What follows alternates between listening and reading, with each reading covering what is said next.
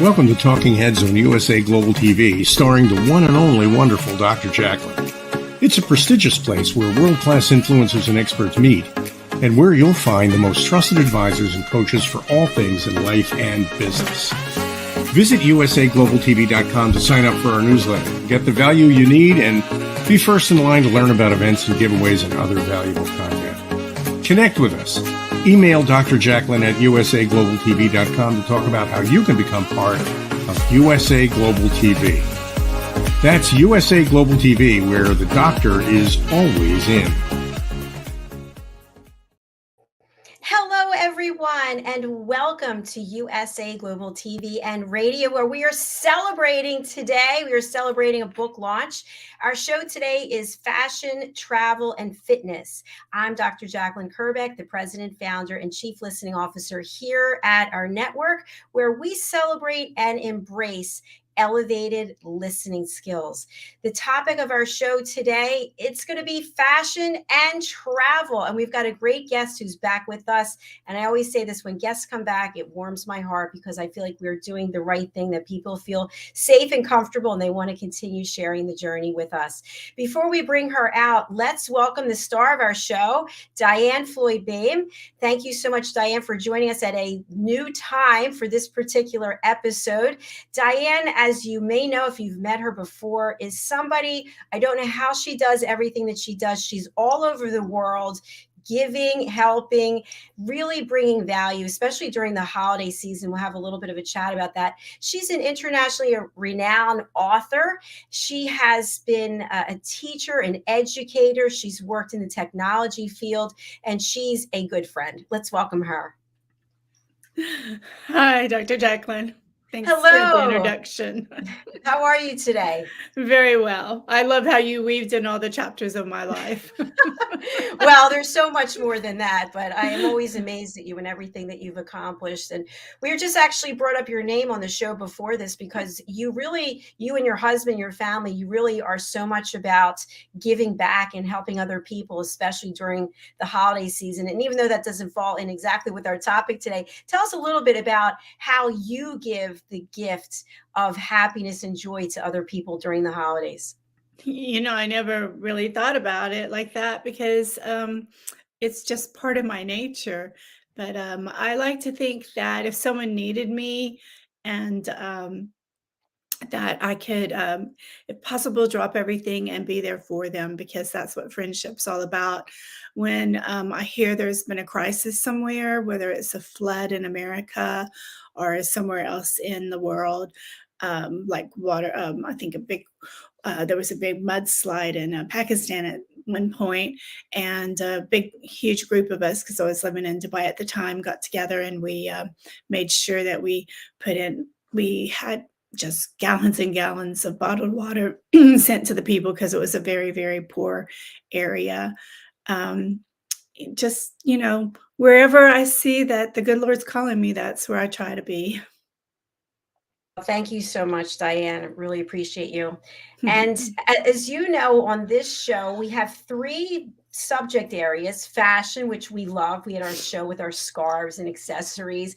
Travel, we love to travel. And then fitness, I'm obsessed with fitness. We have somebody here today who's going to be sharing two areas, fashion and travel, that she has a lot of expertise in.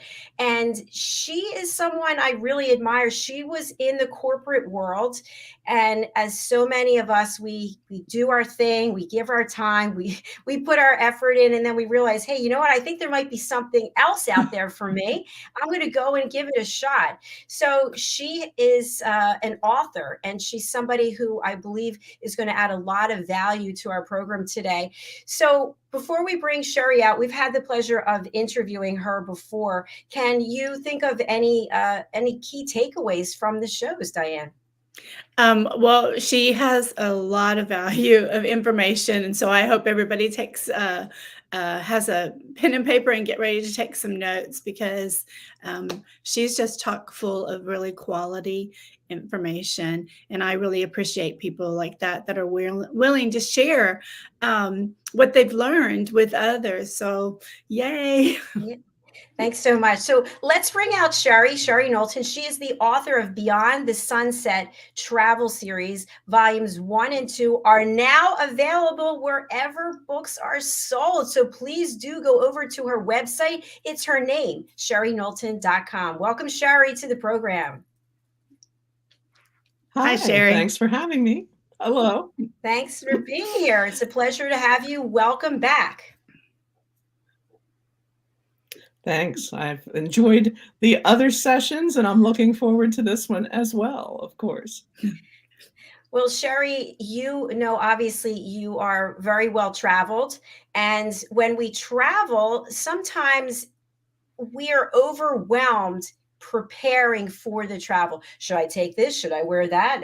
And I know, for example, when I went on my honeymoon a billion years ago, I had 11 suitcases. Okay. 11 suitcases. Oh my gosh. and now I don't go anywhere, but I was able to get it all down to, when I traveled, to one suitcase. And I had an executive when I was in corporate. She and I were flying into the same airport. And of course, she had everything figured out very easily. You know, she was ready to go. And I'm still waiting at the conveyor belt for my bags. And she said, no, we're going to have to talk about how to travel, how to pack and travel. But people get overwhelmed, and it actually can be a problem, even in relationships that you're in, because the other person's like, what are you doing? So I know you have expertise and you've written about this. What are some tips that you can give about how to pack, how to travel when it comes to fashion? Okay. Well, yes, in each of my books, Beyond the Sunset, Volume 1 is called Adventures Outside My Comfort Zone. Beyond the Sunset, Volume 2 is called Expanding My Horizons. And in each of those books, I have a chapter with some travel tips. And plus, I work in tips as well throughout the books. Those 11 steamer trunks remind me of those movies that you see of travel back in the 1800s by ship, when they bring on trunk after trunk after trunk. Of course, the dresses women wore back then, probably it could only fit one per trunk, right? But these days, one of the things that I think can be most effective, although I have to say that I'm better at preaching than practicing. I always have struggles when I myself pack for trips, but I think less is more. And I actually keep a packing list on my computer, especially for a lot of the adventure travel that we do, like African safaris, or we were just in the Amazon this summer. And for those, you, just by the nature of where you're going, you fly in small planes and things like that, you are restricted in your baggage. But you know, I think packing light is always the best. And I know that that is a real struggle sometimes. You know, I think it's important to sit down in advance. I'm a little bit of a planner, but you know, start your packing, especially for a big trip, in advance. That's one of the tips that I have, so that you can really figure out you know, well in advance what's going to fit in that suitcase. And one of the things that I think you need to assess as well is where are you going? How are you going to be traveling? For instance, if you're going to be lugging a suitcase yourself on trains throughout Europe, you might not want to have to lug 3 suitcases. You may only want to have one. If you're in a tour group where they take care of everything, and even deliver your bags to your door, maybe you have a little bit more leeway. Or as I said, as the other far example, more extreme, if you're flying in little airplanes hopping through Botswana, you might be limited to a soft-sided duffel bag that only allows you, 30 some pounds or something. So I imagine both of you have faced this struggle somewhere along the line. Yes. Absolutely. Yeah, they were good tips. I actually have I think I shared it with you, Diane. I have a funny luggage story that I'll just tell quickly.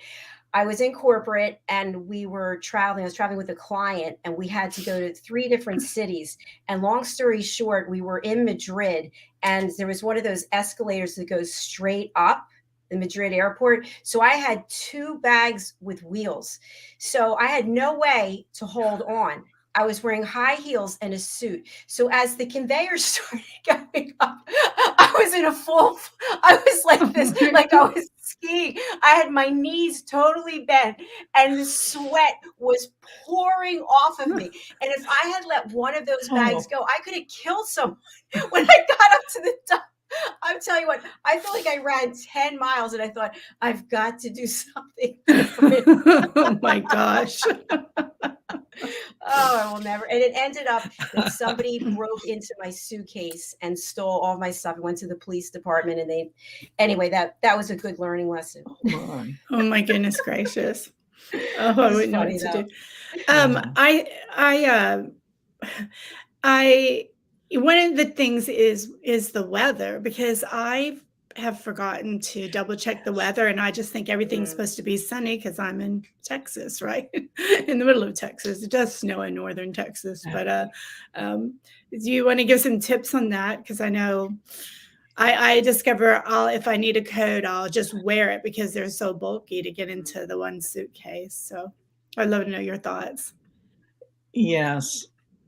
No, that's actually a good thought as well.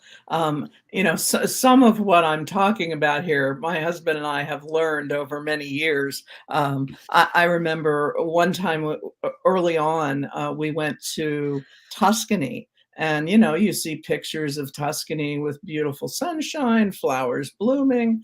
So I didn't pack or wear on the airplane stuff that was quite that warm, and our baggage went astray. This was back in Air Italia days, and I'm not even sure that airline exists anymore. But we didn't get our luggage for 3 days, and we were in this stone tower that we'd rented in Tuscany, which was lovely, but was very chilly. And I learned a lesson then that, don't pack all your warm stuff. Even if you think it's going to be very balmy when you get there, don't pack all of that in your luggage that you check. I think you make a good point, Diane, about having to really assess where you're going to go. If you're going to go to the Arctic, you're probably going to maybe need 2 suitcases just because coats are so heavy, or you'll need to wear that coat or carry it onto the plane to give yourself some space. Another option, we traveled once to a place in Canada to see polar bears with a company called Natural Habitat Adventures. They actually supplied the Arctic boots and parka when you got there, which was just lovely because we didn't have to worry. I mean, we still had to wear a coat, but we didn't have to worry about lugging along Arctic level type stuff. I think the other thing is that I would say a foldable raincoat, one that packs down into almost nothing. And there's all sorts of options out there. That's one of the best things you can buy because that can easily go in your luggage. And even if you're going to, India in the dry season, there could be a rainstorm, and it's good to have that raincoat for when you need it and easily, not take up much room in your luggage, but pop it out whenever you need it. In fact, that happened to us at the Taj Mahal. Only place it rained the whole trip was when we were at the Taj Mahal on our first time in India. Very good. Yeah, that's a great story. Thank you. Yeah, it's not about fashion. Sometimes when you're traveling, it's about being comfortable, getting around, trying not. If you're so worried about all your luggage, you will, as Dr. Jacalyn mentioned in the beginning, you could end up having an argument because men don't understand why we want to have 5 different blouses with us. So, but I found ponchos are really good because they do fold up. What do you think about that? I agree. You know, I Weather think ponchos, you ponchos, know? some people love them, some people, yeah, the big ones that Yeah. just go right over you, right? Yeah. But Yes. but I have one that has a hoodie, so if it's raining, I'm talking about instead of a raincoat, I carry this poncho. That's a weather poncho, kinda like what you wear at Niagara Falls if you've been, because it can handle the weather. Oh, yes. Yeah. Now, I want to propose Yes. something And else. especially if you're not, Oh, oh, sorry. Yeah, girls, I just want to propose something else, another perspective. So I was brought up that when you travel, you get dressed. You're always dressed to the nines. And of course, certain people who taught me that don't do that anymore, but that's another story. So I would always travel in my heels, all made up, ready to go. And what I found was depending on, and again, I don't travel anymore for the last 2 years, but prior to that, I would find certain airlines, if they were not for the business traveler, they were for families and for individuals, people were dressed one way. And then for business travel, people were dressed another way. So, for example, I'm just generalizing. If someone were going to be going to an amusement park, maybe located in Florida, and it's a bunch of children and families, they're going to be dressed one way. And if somebody is going to a business meeting somewhere, they're going to be dressed another way. So I was always one of the ones who was dressed to the nines. It's a lot of work. It's uncomfortable, but yet I don't know, it seems to look nice when everyone's dressed. And instead of, I see people with the sweatpants and I don't know, I'm not judging. I'm just saying it's a different way of travel. So what about getting dressed up to travel? Do either of you think that's something that you believe in or not so much? Sure, you tackle it, and then I'll put my thoughts in. well, okay, thanks. I actually spent many years as a business traveler, just like you're talking about, where, you know, I wore suits to travel. You know, I had to be in Texas from Pennsylvania, you know, at 2 o'clock in the afternoon for a meeting, and I was dressed in a suit and heels and the whole 9 yards. And you know, I do remember the days. Yeah, you know, I'm certainly old enough that traveling on an airplane. Not that I did that when I was a child, but you remember. I remember seeing pictures of everybody in their absolute best when they got onto an airplane because it was a big deal.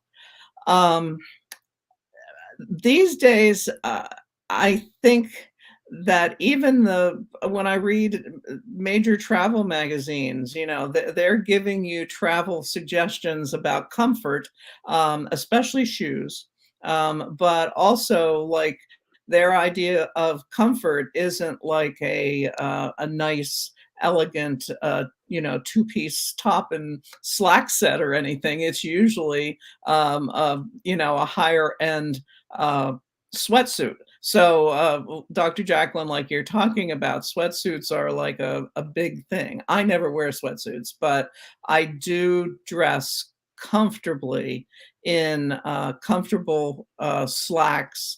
I usually wear sneakers or like flat soled shoes. And also layers because, you know, airplanes can be cold, airplanes can be warm, and especially if you're traveling overnight, you know, you want to be comfortable when you're sleeping. The thing that I do believe, though, is that there's a way to look nice and be comfortable.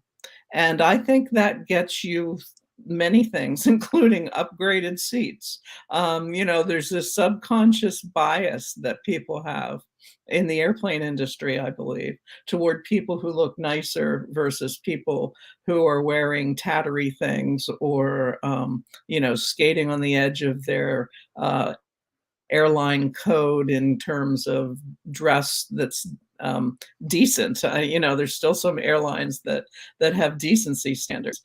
So I think it can be to your advantage in terms of perhaps extra services with the airline.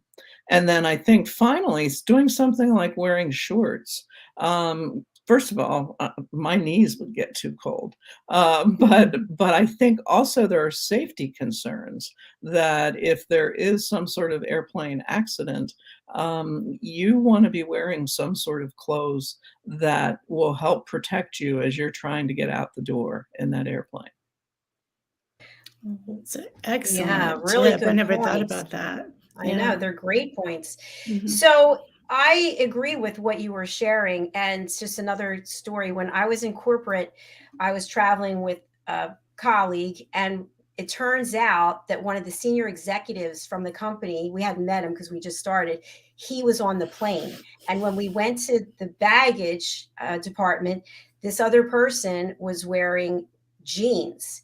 And we didn't know that the one of the executives was there, and he came over and he said something to her, and he said, I know who you are. How dare you travel dressed like that? And she was put on notice because he said that she represented the company and that we don't dress that way. And the other thing he said was that if your baggage was lost, you're not going to be ready to come to the meeting, because if you come to the meeting dressed like that, we're not going to permit you to stay. So I always remembered that as well. So I think it is different depending on what the purpose is of your travel. If you're traveling for leisure, then you should be able to be comfortable, obviously, and not be impressing anyone. But at the same time, I feel like there should be some kind of decorum or some type of foundation. I've been on planes, people take off their shoes. Hello, what are you doing with your bare feet? And then you talk about shorts. Those seats are dirty, people. How many people have been sitting in them? And I don't know, it could be me. DIANN, what do you want to say about this? No, I'm old-fashioned. I grew up in the days where I saw my grandma and Aunt Pat and mom and them, dressed so perfectly with their gloves and everything. But that was a whole different era, because even the stewardess were dressed just immaculate with their perfect suits and so forth. I actually think it's really tacky to be wearing jeans and your underwear showing, and or your shorts are so short that your cheeks are showing. I'm just Right. like, seriously? But what a good point about if there was an accident, you need to have clothes that can protect you. I will wear, if I'm going to go to a meeting, I might wear something comfortable, but on my bag that I carry on, I'll have that change, and I'll go in and I'll change really quick in one of the stalls. If I'm lucky enough to be, I call it the Jennifer Aniston airline because of the commercial for Emirates, where it has a shower, then that's like heavenly, right? So, but not all airlines let everybody go take a shower. So that was pretty cool. But yeah, I think there should be, even with your families, you should, teach people there's ways to dress and there's ways not to dress and purposes and so forth. Now I'll have flip-flops because I hate having to take your shoes off, and I'll have socks on with my flip-flops just because it's easier when you go through security and so forth. So I'll have a pair of shoes, a proper pair of shoes to change into once I'm ready to get into the taxi. So that's sort of my take on things. But I love looking nice, and I think that when you look nice, you're respectful, and people respect you a little bit more. And I'm all for those upgrades. That's a good point, Sherry. you're ready for the day. You're ready for the Yeah. night, whatever it is. Yeah. Exactly. So, Sherry, you and DIANN have traveled extensively, and you've been able to collect a lot of your experiences and your memories and put it into writing. Tell us about that. Well, one of the things that I wanted to do with these books is number one, as you say, capture a lot of the experiences that we've had over decades of travel. My husband and I started out as hippies in 1972 in a van circling the country for a few months before we settled down and started to work in real lives. And, then we're hikers. So, the fitness part of your show, we had our years as, hiking the Appalachian Trail and the Rocky Mountains. And then we started to broaden the types of travel that we did, including a few years of sailing, really avid sailing around the world, mostly in the Caribbean. But I wanted to just write everything down. And during the pandemic, I had that perfect opportunity because we couldn't travel in real life. And so I basically spent, a lot of that time during the pandemic holed up in our sunroom, pulling on from journals and photos and, different experiences we've had, and writing these books. And also talking and trying to include some suggestions for people who, even if they travel a lot, may not have thought about some of these things, or for people who haven't traveled, to give them an idea of what would be some nice things to do, nice places to go. And then finally, I think I've become a bit of an advocate over the years for traveling because I really think it's a wonderful way to, I don't know, learn about the rest of the world, but also it gives back so much. So it's sort of all of that is the reason that I ended up writing the books. And the first one's been out since September, but the second one just came out yesterday. So it's fresh on the shelves. Congratulations. That's super exciting. Can you hold up your books and show us? Oh, absolutely. Here's the new one. And there are photos throughout these books too. All taken. This one's by my husband. This one is at a temple in Indonesia called Borobudur. And we hiked to this temple, which was built hundreds of years ago. And we watched the sunrise over these two volcanoes that you can see in the distance. The first book, oops, sorry, I've got to get my scale here right. Beyond the Sunset, the first volume, this is a scene in Kenya, in Samburu National Park, sort of in mid to northern Kenya. And we were having sundowners. This was our first safari. I had a feeling you'd say Kenya because I recognize they have those trees like that, and they're always found those phenomenal. Yeah. Yeah. That's sort of your iconic African sunset look, right? Yeah. Yeah, exactly. But I've never been to Indonesia. What were some of your highlights? Indonesia was very interesting. We sailed on a old, I can't remember the name of the type of boat, but it was a sailboat, although I have to admit we didn't sail much. We used the motor a lot. It was with a group of people. It was a small tour, like maybe 20 people, something like that. And we sailed from island to island. Java is one of the biggest, and we got to see shadow puppet shows. And, we went to different villages and saw a lot of temples. We also then went to Bali during that trip, which I loved Bali. We stayed in Ubud for a few days, which is very sort of uh, uh, the there we also like went to a temple where there's lots of monkeys. We ended up at the trip back in Bali, and then we went to other remote islands, including one where they live. I think they live on 3 islands in Indonesia, and they're those big giant lizards that are very dangerous. But the rangers had these sticks with prongs on the end, and that kept them. The people, I guess, they were used to people, but it was a very interesting trip, and it seemed like the longer we sailed on the boat, the more remote the islands became. So it was Wow. quite an interesting adventure. Wow. Sounds very exciting. Absolutely. Yeah. We'd love to have you read for us if you would do us that honor. Oh, sure. Let me see. I have to find the passage that I had picked out.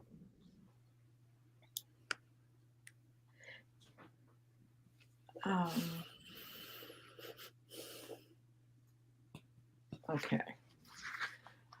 This is from a chapter called, and I should maybe explain that this book is both books are a little bit of a hodgepodge. Some of it's straight memoir, but most of it is travel tips, and then also essays on different aspects of travel. So it's not like a travel log about Indonesia, like I, just did a 2-second travel log. It's more like essays on different things. And this chapter is called The Night Sky. And this is what I'll read about. Hands down, the best night sky I've ever seen was in Botswana's Kalahari Desert. We stayed 3 times in the Kalahari. At Jack's camp on the Makati salt pans on the northern edge of the Kalahari, we saw great expanses of stars as we sat around the campfire at night. But at Kalahari Plains Camp, situated further south in an almost empty, flat stretch of the desert, we've seen the most astounding night skies. Each of the camp's tented rooms includes a second-floor sleeping platform. During both stays, we spent a night on the platform in the open air. The staff made up a mattress for the night. A gate at the top of the stairs kept out wild animals. And above us, the night sky was a true wonder in the clear desert air, hundreds of miles away from any source of artificial light. The largest nearby city, Johannesburg, South Africa, is over 600 miles away. And Botswana's much smaller capital city, Gaborone, is approximately 400 miles distance. In other words, this camp is very remote. Above our bed on the viewing deck, the Milky Way shimmered in a vast, brilliant swath across the sky. We could see thousands of stars, usually lost to sight because of Earth's light pollution. I tried to stay awake as long as I could each night, just to take in every one of the awe-inspiring stars that loomed above us. They felt so close, I was bereft. When reaching out, I couldn't pluck one from the velvet sky. In the Kalahari, I felt that I had truly experienced that passage from Tennyson's Ulysses, which I'd pinned to my childhood bulletin board. I had sailed beyond the sunset and the baths of all the western stars. If you haven't done this in a while, please find an outside spot to view the stars at night. It can be hard to get the best view in a bright city, but most other places still provide decent night sky visibility. Find a comfortable spot to sit or lie down, take a deep breath, then lean back, gaze upward, and lose yourself in the universe. Wow. So poetic. I Oh know. my I love the gosh. word choices too. Yeah, Oh, so poetic. Beautiful. But you're yeah. right. I It was mean, a to beautiful be, thing. Yeah. oh, I could picture it, but I know it had to be even more brilliant, what you saw. But just the night sky, the way you described the velvet sky and this reaching for the stars. Oh my gosh. I felt like I was there. hmm hmm It's beautiful. Yeah. Thank The you. Milky Way is amazing, isn't it? It is. And, it's funny. Just this week, I was reading an article, maybe in Sierra Club magazine, but about how few people in America can actually see the Milky Way because of the You're right. light pollution. And when you think that the bulk of the population lives in big cities, and there's all that light pollution that does block out visibility of the Milky Way. So it's a rarer treat than I really had thought, even when I was writing the book, to be able to actually see the Milky Way. Now, you can still go to Montana or even our house in Pennsylvania, which is out a little rural. It's in parts of rural Pennsylvania. You can still see the Milky Way, but in the Kalahari, it was just extraordinary. You just don't realize how big it is. Mhm. That is wonderful.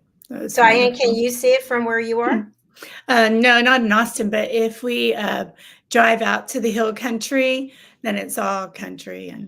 And like this summer, we were away and we would sit out on the deck and look at the stars. But you have to be really way out to be able to see anything that Sherry just described. So, yeah. Yeah. It brings out, Yeah. like, it touches your soul, I would think, when you see it I that realize deep. there's more out there than just us. This is true. Exactly. When you look at all those stars, I just can't fathom that we could possibly be the only creatures of any kind in the universe. I mean, in No. some ways, that's sort of arrogant for us to believe that we are, I think. This is true. Is that a new book coming for you, Sherry? Oh, that's a good one. No, probably not. No space travel on the No list for space. Sherry. No, I like looking at the stars, being in the stars. I'm not so sure. Agreed. Yeah, I guess Diane, are you interested in space travel?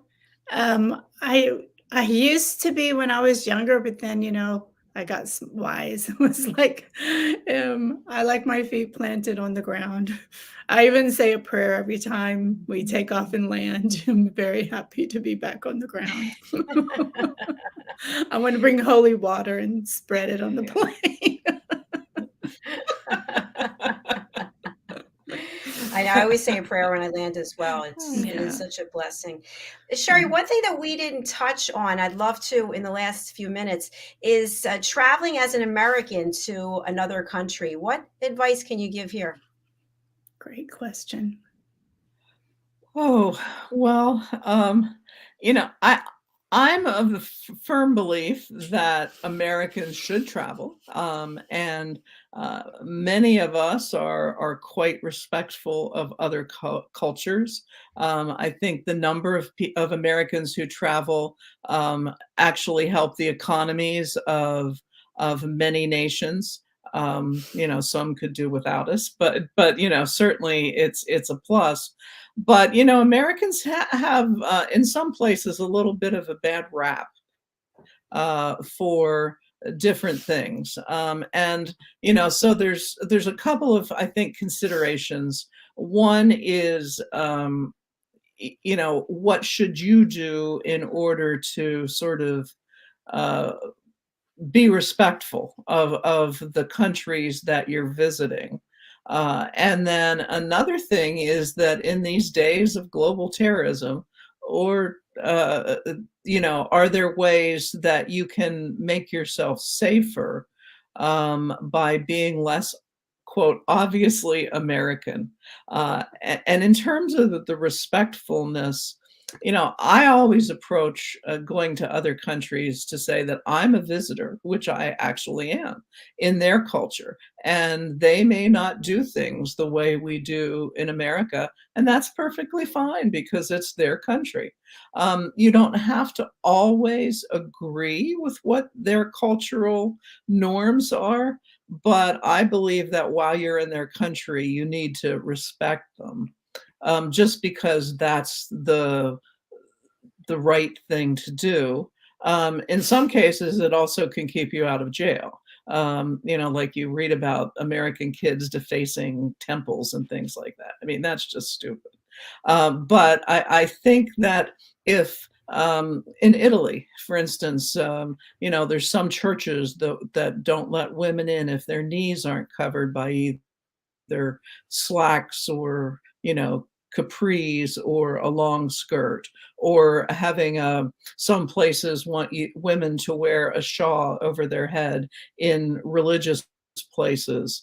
Do that. Because they might not let you in if you don't. And besides, it's their rule, their country, their rules. I've been in authoritarian countries where it can actually be even a little scary. North Vietnam at Ho Chi Minh's tomb is one that comes to mind, where the rules were so strict about what you had to take everything and put it in a locker. You had to be very respectful. You couldn't talk loudly. I mean, but do that because you're in their country, and it's not harming, as long as it's not harming you. And if it does, then don't do it. I think in terms of being safe, people tell me in other countries, as I've talked to them, that Americans are often easily able to be identified. Some people think that we're loud. Some people, we smile a lot. I know I'm a smiler, so we smile a lot in cultures where maybe that's just not done on the street. You just don't smile at every passerby. We have very white teeth, apparently, and good teeth, and we're well fed, and we often wear things that proclaim that we're American. Our football team or our USA flag T-shirt. And the other thing that I think we're also known for abroad is white sneakers. In those cases, maybe you want to dial that down a little bit, especially if you're in a place where there has been terrorism activity in recent months. You don't have to wear the flag T-shirt because maybe you don't want to be the first one chosen if there's a bomber. I don't think that's renouncing your American heritage. I think that's just being a smart traveler, as an example. Absolutely. Yeah. Absolutely. Wow. There are some really good visuals that you gave me with the teeth and the sneakers and we actually have a comment. Hello, Tarek. Nice to have you back with us. Most certainly, listening to your descriptions, I want to travel and explore this site. What an accomplishment. Definitely there are other wonders somewhere else. Yeah, thank you for engaging with us. Yeah. Fantastic. I just want to throw one more thing in before he goes, that thank you for all those great tips, but also if for some reason you are picked up, do not give anyone your passport, and always have copies of your passport, so that if anyone says, oh, you need to hand over your passport, you give them a copy of it, because you will never get that passport back, and you may not be able to get to the embassy without it. So I just want to throw that in. I just got chills on that, DIANN. Let Wow, me that's go. an excellent, excellent Yes, thing. They Yeah, have and so you've good lived ones. abroad, so you've had these experiences. Yeah. Oh, Right, but I was also the warden for our area in case we had to evacuate. And so you had to-go bags, and that was the one thing you knew is you had to have at least 10 copies of your passport. You knew never ever to give your passport away, and you needed to make sure you had that whatever you were traveling with, you could, be able to have a change of clothes or a jacket. Because if you all of a sudden are being evacuated, you don't know what country you're going to end up with in before you go to another country. So you needed to have different types of currency as well. So, wow, they are great points. Thank you. wow. so When I Yeah. was traveling to France, this was in the 90s, and I was staying at very nice place, which I miss. Anyway, I had to give my passport to the front desk, and they kept it locked up. As soon as you checked in, you had to give them your passport. I don't know if that's changed or not. no, they still make you do it. You try No. to fight it, but Hmm. they guarantee they. Yes. But if it's a quality hotel, Sherry, I didn't mean to cut in. Please share your thoughts. Usually you don't have to worry.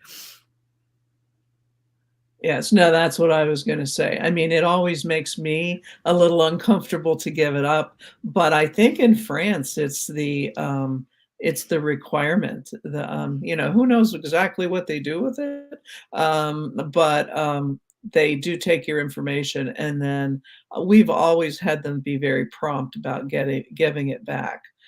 But France isn't the only country that does that. There Right. are others that will take your passport for a little while, but Mhm. does leave you feeling a little bit uneasy. Mhm. This is true. So Absolutely. also, then that's why I don't another think people. reason you should go ahead. Sorry. Oh, I was just going to follow up with saying, I think people don't always appreciate how valuable your passport is and how very valuable an American passport is. Extremely. Go But ahead, when you Diane. travel, you should also make sure you register with every embassy in every country. So if you do lose your passport or something, you're registered, and that will help you um, get to the How do you embassy and do get a that, new one. Diane? Can you share how Sure, you you do? just go to the consulate, the U.S. consulate, and you tell them where you're traveling, and then usually they'll just recommend you for the consulate for like Puerto Rico or whatever your country is, that's your destination, and you fill out a travel form and put all your information in there along with the dates that you're going to be there. That way they know, because again, you don't, as Sherry pointed out, when you least expect it, something could happen. And if you're registered, Mhm. then they know to look for you to get you evacuated. But if you're not registered, you're not going to be one of the first ones evacuated. Great education points There's today, also lady. a web. Oh, Yeah, Yeah. yeah. go ahead. One more thing, just for information, there is also the Department of State now has a website that you can go to and include that information for the countries. And I believe, Diane, it serves the same purpose as going directly to the consulates, You're absolutely right. because Yeah. we always do that before we Yeah. leave the country. We fill out where we're going to be. So, Yeah. sorry. Perfect. No, No, perfect. You're right. It's the State good Department. points. Well, Diane, you and I have to get over to the United Kingdom news and culture. Our show is starting very soon. Yeah. Sherry, thank you again for being with us. We have your information here, but for people who can't read the banner or they're listening on a radio channel or a podcast, what's the best way to reach you? How do they get your books? How do they get in touch? Okay. Well, the best way to reach me is my website, which is sherryknowlton.com,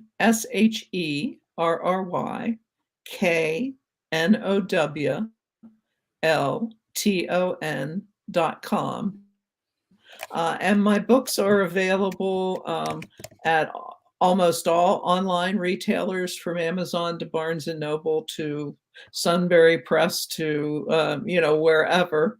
And in most bookstores, if they're not on the shelves, then you can always ask your bookstore to order them. Beyond the Sunset, Volume 1 and Volume 2. And thank you so much for inviting me back. This has been an interesting conversation. Thanks.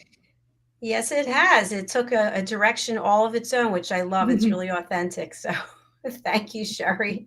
Thank you, Sherry. We wish you continued success with your book launch.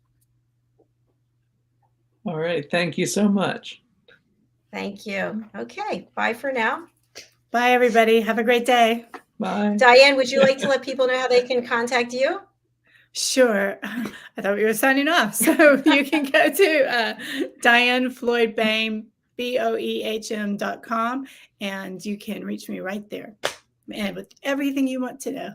Thanks. All right. Thank you so much. And please do stay with us. We're coming right back with United Kingdom news and culture and our expert correspondent, Simon McDonald, who's joining us from Scotland. We'll see y'all later. Bye. Bye, everybody.